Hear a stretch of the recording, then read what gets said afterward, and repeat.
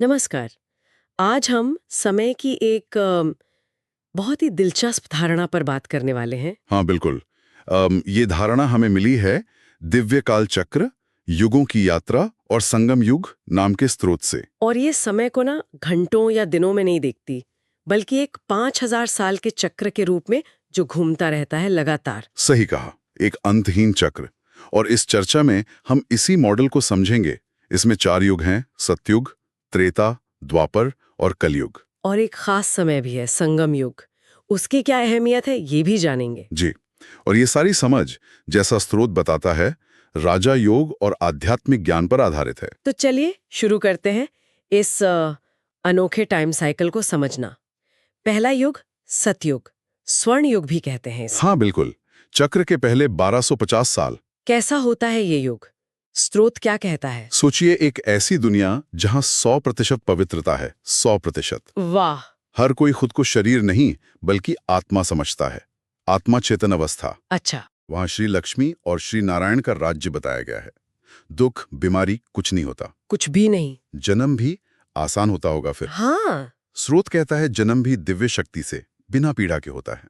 प्रकृति एकदम संतुलित, और तकनीक भी वो सूक्ष्म आध्यात्मिक शक्तियों पर आधारित। और लोग बहुत कम। हाँ, आबादी बहुत कम। सच में धरती पर स्वर्ग जैसा। इसीलिए मंदिरों की भी जरूरत नहीं होती। दिलचस्प। पर ये हमेशा तो नहीं रहता होगा। नहीं, बिल्कुल नहीं। चक्र आगे बढ़ता है। अगले 1250 साल आते हैं त्रेता युग या रजत युग। इसमें क्या बदलाव आते हैं? पवित्रता थोड़ी कम हो जाती है। मतलब 100% से घटकर करीब 75% पर आ जाती है। ओके। इसे श्री राम और श्री सीता का राज्य कहा गया है। मर्यादा, प्रेम, ये सब अहम है। और वो आत्मा चेतना वो वैसी ही रहती है? वहीं पे थोड़ा फर्क आना शुरू होता है। धीरे धीरे मैं शरीर हूं वाली भावना, यानी देह अभिमान की हल्की सी शुरुआत होती है। बस हल्की सी। अच्छा, मतलब सतयुग में ये नहीं था? नहीं, वहां तो आत्मा चेतना थी। त्रेता में ये थोड़ी सी शुरू होती है। प्रकृति अब भी मददगार है, पर सतयुग जैसी नहीं। और मंदिर आपने कहा सतयुग में नहीं थे? हाँ, दिलचस्प बात यह है कि इसी युग में मंदिर बनने शुरू होते हैं। शायद वो दिव्यता कम होने लगी तो उसे याद करने के लिए। समझ सकती हूँ।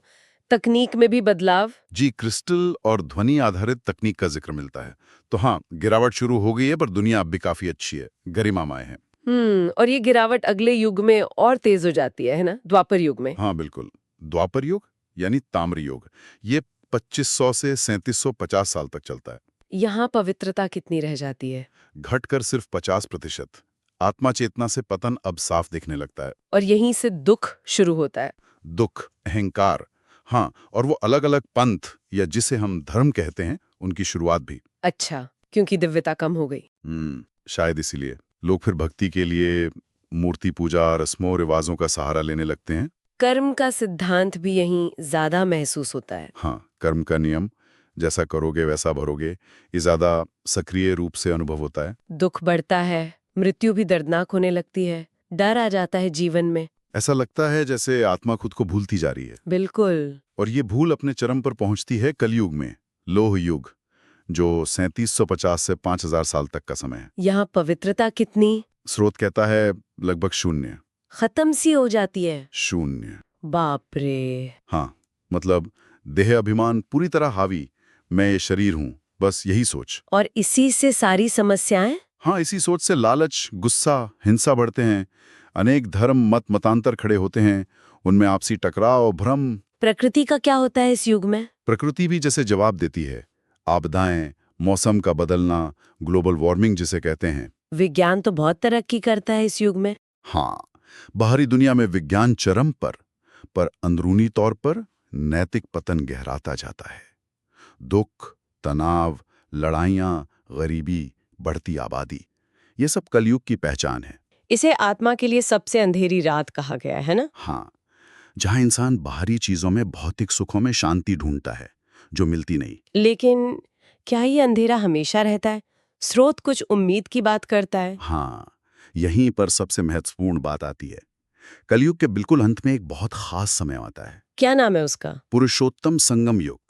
और सबसे बड़ी बात, स्रोत कहता है कि हम अभी उसी दौर में हैं। अभी इसी समय? जी हाँ, ये पूरे 5000 साल के चक्र का सबसे कल्याणकारी, सबसे शुभ समय माना गया है। ये कलयुग और आने वाले सतयुग के बीच का पुल है। बिल्कुल, एक ट्रांजिशन पीरियड। मान्यता है किसी समय स्वयं परमात्मा ज्ञान देने आते हैं। आध्यात्मिक जागृति का समय। हाँ, जब आत्माएं अपने असली स्वरूप को पहचानती हैं। मैं एक आत्मा हूं। ये तमोगुणी मतलब अशुद्ध अवस्था से सतोगुणी यानी पवित्र अवस्था में बदलने का समय है। और इसी समय नए युग की नींव रखी जाती है, सतयुग की। जी, कर्म, आत्मा, समय, ईश्वर, इन सब का सच्चा ज्ञान इसी संगम युग में मिलता है। ये बहुत ही खास दिव्य क्षण है। तो इसका महत्व क्या है हमारे लिए जो अभी इस समय में है? महत्व बहुत बड़ा है। ये भविष्य बनाने का समय है। ये वो मौका है जब हर आत्मा आने वाले स्वर्ण युग में अपना भाग्य, अपनी स्थिति निश्चित कर सकती है। अपने कर्मों से। हाँ, इस संगम युग में किए गए श्रेष्ठ कर्मों से ही नई सतयुगी दुनिया का निर्माण होता है। ये सिर्फ इंतजार करने का नहीं, बल्कि जागकर खुद को और दुनिया को बदलने का वक्त है।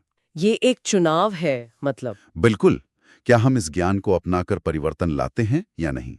तो अगर हम संक्षिप्त में देखें, ये 5000 साल का चक्र है जो स्रोत के अनुसार बिल्कुल एक नाटक की तरह हूबहू दोहराता है। हाँ, आत्मा इस चक्र में अपना पार्ट निभाती है, सतयुग से कलयुग तक का सफर तय करती है। और फिर इस महत्वपूर्ण संगम युग में पहुंचती है अपने भविष्य को बनाने के लिए। जी, और इस चक्र की व्यवस्था और संगम युग के कर्मों के आधार पर सतयुग का वापस आना निश्चित है। ये सिर्फ उम्मीद नहीं, ये काल चक्र का नियम है। एक नई दुनिया आ रही है। हाँ, एक बेहतर दुनिया। और जाते जाते एक सवाल शायद हम सबके मन में छोड़ सकते हैं जरूर। कि अगर ये चक्र इतनी सटीकता से खुद को दोहराता है, तो उस विशाल ब्रह्मांडीय नाटक में एक व्यक्ति की अपनी यात्रा और उसकी नियति का क्या स्वरूप है? इस पर विचार किया जा सकता है।